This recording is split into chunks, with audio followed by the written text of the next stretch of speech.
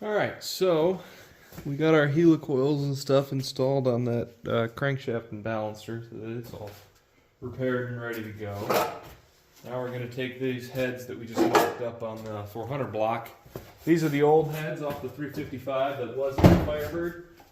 They're Brodix IK 200s, so they got a 200cc intake runner, and then they got a 70cc combustion chamber.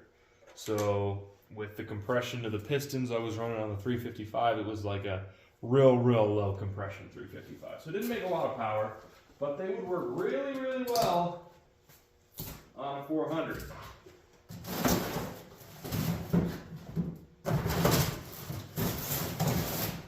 And that's an old dual plane intake manifold I had laying around. I just wanted to throw on there for fun, but just to make it look nice.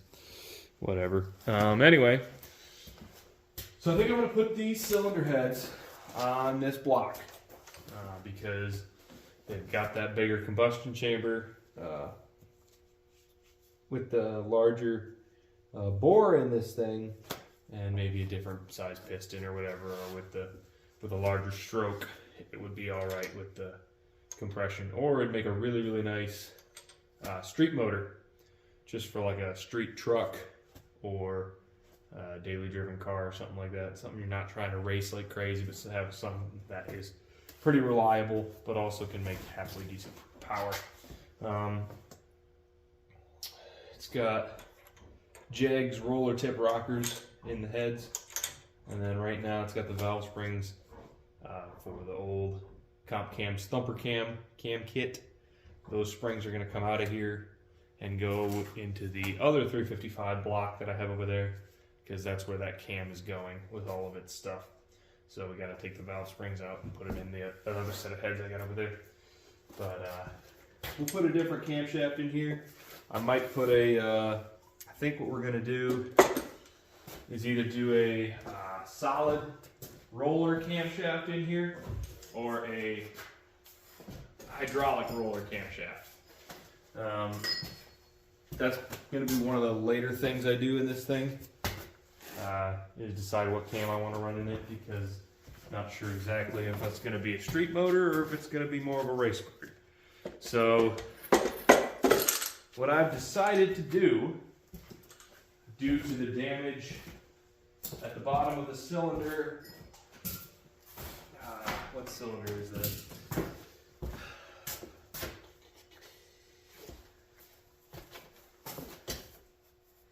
Where is it?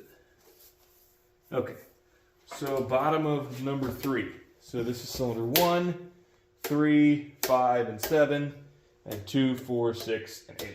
So at the bottom of cylinder 3, we have some damage. And that most likely occurred when I was beating the pistons out. Oops. Yeah, it's my fault. I did it. But I'll get a nice close view on that in a second here.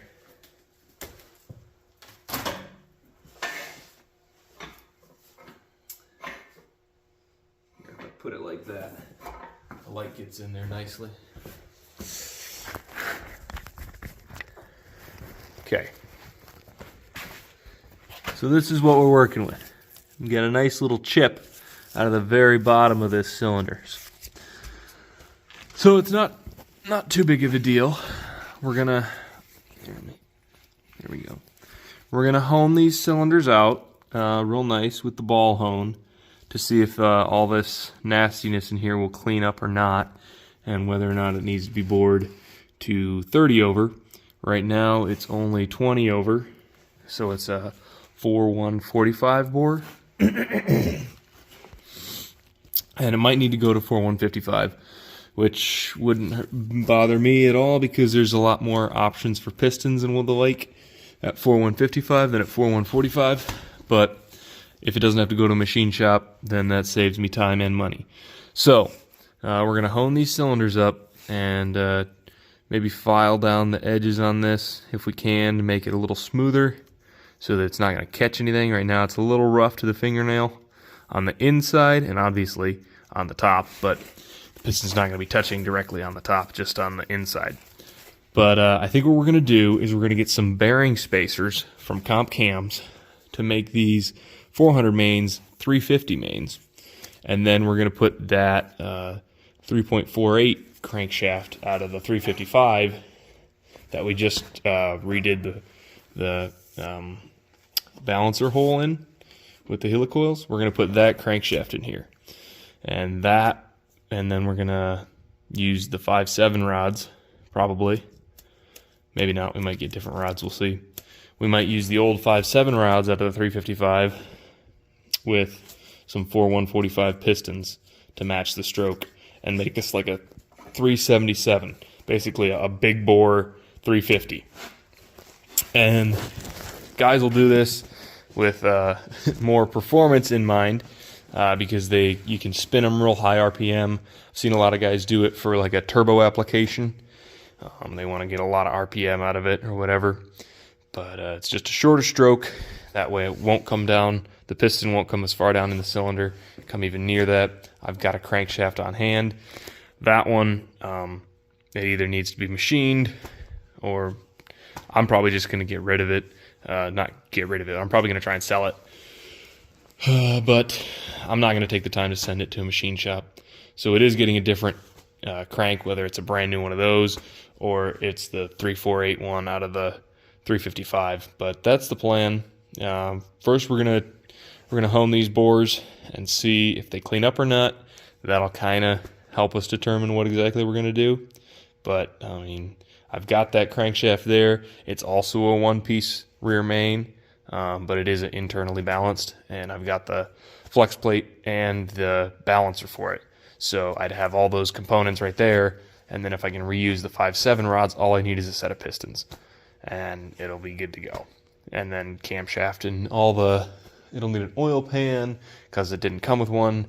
I bought this just as a block that was blown up. I mean, it had the piston seized and it didn't have a timing cover, no oil pan, and nothing on top. So this is how I got it, basically.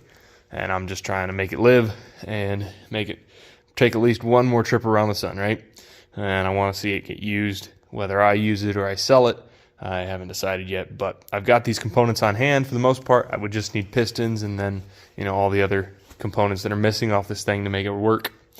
But I think that's probably what we're going to end up doing. It could change. Who knows? We'll see. But for now, we're just going to start with trying to get these cylinders to clean up a little bit better. Yeah, don't really have much of a ring ridge. There is something there. Just a little bit. You can barely feel it on the pad of your finger, but you can't even catch it with your fingernail. So we're gonna run the ball hone in here with a little bit of oil, see if we can clean these all up, and we'll go from there. But yeah, that's what we're gonna start with.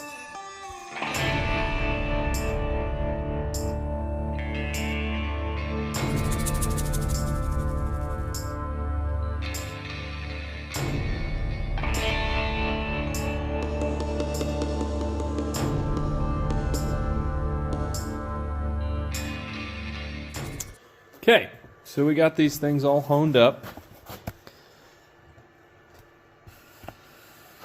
See if you guys can get this camera to focus here.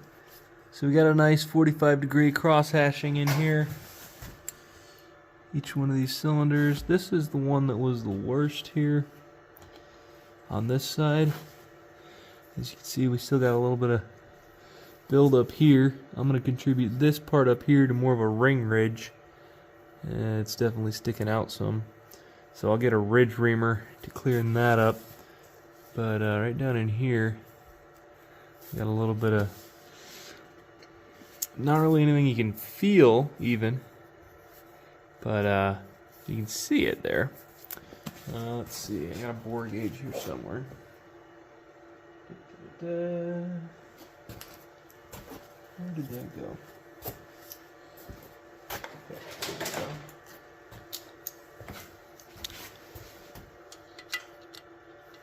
So we put the bore gauge in here, set it to 0, right there. Okay, so we run it all the way down. You guys probably can't see the needle, but as far as the taper of the cylinder, as long as I'm not hitting one of those spots, it's staying at 0. Now if I turn my little needle on my bore gauge to run over the spot, it's sticking out. It's raised maybe a 1/1000th or 2 of an inch in that spot. So that is something that would probably come out with some more intense honing in this cylinder. There's a couple more little spots. Hope I missed that. I'm going to check. Yeah, so we set to 0 right here. And I'm moving everything. Set to 0. We run over one of those spots and it goes. Now this one's going a little bit bigger. By about 5,000 bigger over here.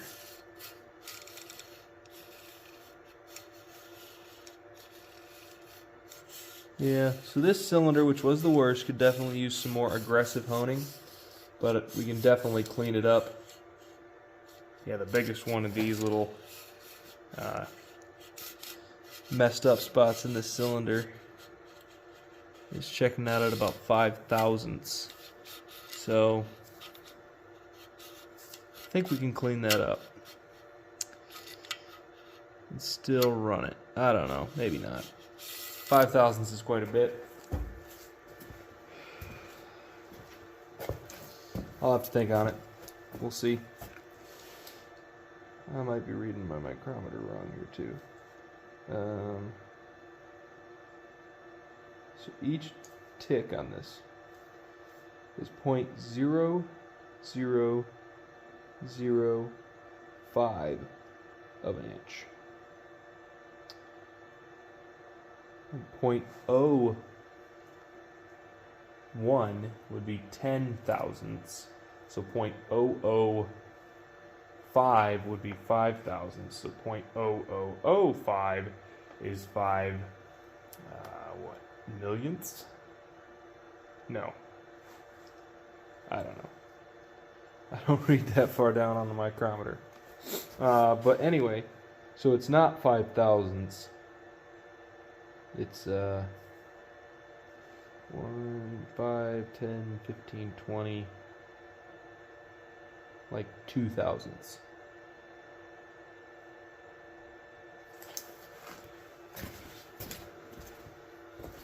This bore gauge is new to me. I'm not really used to the readings on it. So this spot right here, that is larger.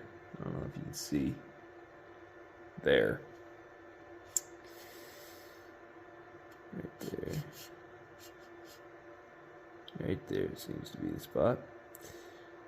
So it is 1, 2, 3, 4, 5 of the little lines, little ticks, larger than the rest of the bore. And if each one of the ticks, well, yeah. I'll have to reason with my math when I'm a little more awake. I'm pretty tired right now, but I'll redo the math tomorrow on this and see if this thing is worth continuing to hone up or not, or if it just needs to go and get bored 10,000ths over. I will get my math correct on that for the rest of this video, but I'm just going to call that it for tonight. I will continue the video with honing the other side of the cylinders, the other half, but that's it for tonight.